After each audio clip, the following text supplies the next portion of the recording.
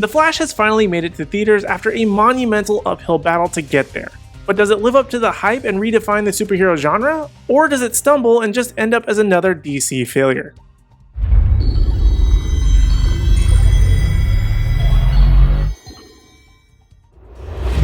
What's up, Nerdgenic Nation? Superhero nerd Aaron Waller here, and today we're going to talk about The Flash. Now, there were times where I questioned if this movie would even come out, but it finally did, and I have quite a few possibly controversial thoughts. But before we get into our review, we first have to take a moment to talk about our partner Boosteroid. Boosteroid is a cloud gaming platform that allows you to play many popular PC titles on practically any device. Before Boosteroid, there were many popular games that I wanted to revisit, including the Batman Arkham games, The Witcher, and Star Wars Battlefront. But with several outdated machines, as well as not having the funds to shell out for all these games on physical media or some other platform once again, it just seemed impossible and overwhelming to go back to playing these titles. Boosteroid, however, solves that problem by providing you with unlimited cloud gaming time using its service. And the best thing is, all you need is a basic internet connection to play. For under $10 a month, you can sign up and play popular games via the cloud. You can jump in and play multiplayer or play other popular RPGs and never have to worry about constantly keeping up with the latest specs required for each title. And Boosteroid's library of games increases on a weekly basis, and they were recently purchased by Microsoft, so their many titles like Gears 5, Grounded, and Deathloop will be available to play through the service very soon. And you can try Boosteroid by using the link in the description, and by signing up, you're helping support this channel to make sure that we're bringing you quality, awesome content like we always do. So without further ado, grab your running shoes and get your popcorn ready, because we're unleashing the Speed Force with the review of The Flash. The Flash sees Barry Allen using his super speed to change his past, but his attempts to save his family creates a world without superheroes, forcing him to race for his life in order to save the future. Now, this movie is being touted as the greatest superhero movie ever, and how it should be saving the DCEU, or at least this Flash should survive the jump to the DCU. And don't get me wrong, I definitely respect those opinions, but I also have to disagree. I personally really like the Snyderverse. I had very little issue with it, but of course there is the elephant in the room being Justice League, which he did course correct with his own version of the Snyder Cut, but ultimately I enjoyed the universe. It wasn't the Marvel way, but it had a vision and for the most part stuck with it. And The Flash is set to be the final chapter to that era as we enter the new DCU within the coming months. But it doesn't do the universe any justice, no pun intended. The Flash has its moments, but it is, in my opinion, just overhyped, and WB put out a lot of marketing to get around the Ezra Miller debacle. And speaking of that, let's go ahead and dive deeper into the Speed Force here. The acting of this movie was just fairly okay, and believe it or not, the standout for me was actually Ezra Miller.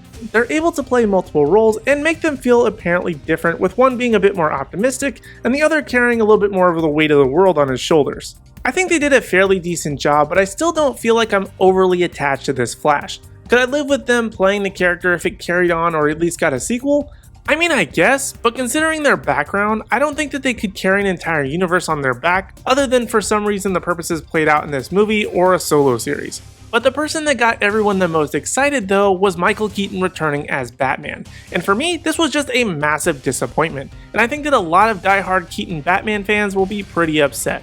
They very much do a Luke Skywalker Last Jedi moment with him where it's built up and it feels exciting to see him again, and then we get there and it's nothing like we expected or thought the next evolution of the character would or even should be. I mean, he does do some cool things during action scenes, but it otherwise is kind of a waste in my opinion. And to be honest, the same thing can be said about Ben Affleck's Batman, who is close to the top if not the top Batman on my personal list. He was also a bit of a waste. He didn't really have any great send-off or really much to do. He was used for a sequence in the beginning that I would say was decent but not really overly great, as it almost didn't really seem like him in the suit at all, but he was ultimately thrown away, which is really disappointing considering the fan reaction to that character. And then there's Sasha Calle as Supergirl, who I thought did a fairly decent job, but I think we didn't quite get enough time with her as she had to have her entire Man of Steel arc within a fraction of a movie that everyone else got. And as for the direction from Andy Muschietti, I thought it was fairly good. The story development and a lot of the action was pretty decent, and he managed to combine several styles into one film that made everything feel very unique to this particular adaptation. But the one thing that I was worried about and talked about in my DCU Batman rumor video about Muschietti and his visuals definitely came true here. He simply bit off more than he could chew. Was it awesome action? Yeah. but it crossed the uncanny valley so many times, and a lot of the slow-mo and things we see in the Speed Force looked kind of amateurish and like it wasn't coming from a massive studio like Warner Brothers, or at least like this movie had to make some significant cuts in the VFX department. And I'm sure that everyone worked very hard on the film, but considering the amount of time that this movie was delayed, I wonder if it always looked like that, or if it was actually improved over time from its original set release.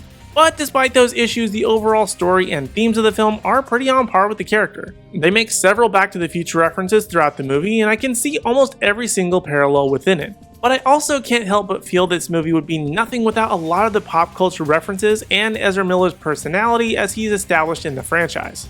For me, this movie is very much a mixed bag. It had a lot of great moments and a lot of cool things in it, but I don't feel like it transcended the superhero genre in any way or made anything particularly special. It very much does Flashpoint while also completely avoiding most of what happens in Flashpoint. But it also sets up a lot of fun things that if they were to expand on them in a potential sequel, and there is a heavy emphasis on potential, I think that it could be really fun but also very polarizing. But I also don't expect it to go anywhere with the end of the DCEU, and I don't think fan reactions will be nearly as high as they've been advertising.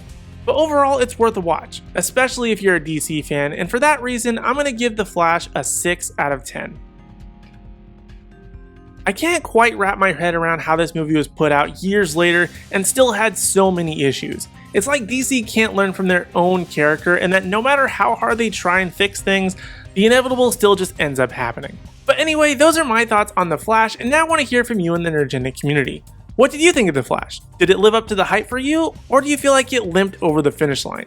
Let me know your thoughts in the comment section down below. And while you're down there, be sure to hit like, subscribe, and ring the bell notification so you don't miss out on any future videos from me or the rest of the Nerdgenic team. And also be sure to give us a follow across all social media platforms at Nerdgenic. That way you don't miss out on any special news, announcements, or articles at nerdgenic.com. But in the meantime, if you want even more video content from us, check out our latest video right over here.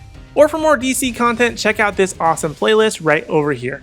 But other than that, thank you guys so much for watching. We really do appreciate it, and we hope to see you in the next video.